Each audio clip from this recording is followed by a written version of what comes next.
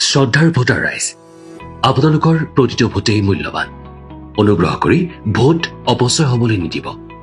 বেলটৰ জৰিয়তে ভোটদানৰ প্ৰক্ৰিয়াটো সম্পূৰ্ণকৈ জানো আহক। ষ্টেপ 1, পুৱা 7:30 বজাত ভোটগ্ৰহণ কেন্দ্ৰত উপস্থিত হওক। ষ্টেপ 2, ভোট কেন্দ্ৰত নিৰ্বাচনী বিষয়াই আপোনাৰ হাতত বেলট পেপাৰখন তুলি দিব।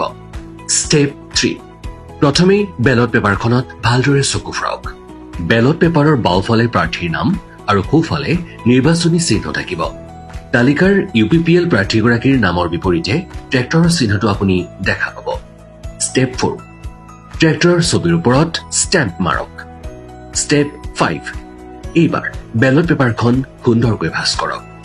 ৰ'ব, বেলট পেপাৰ ভাঁজ কৰোঁতে সতৰ্ক হওক।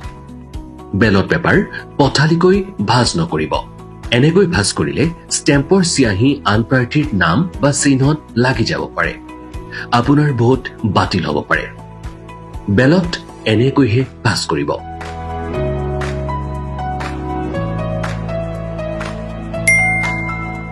ষ্টেপ 6, সুন্দৰকৈ ভাঁজ কৰাৰ অন্তত বেলট পেপাৰখন বেলট বাকচত সুমুৱাই দিয়ক।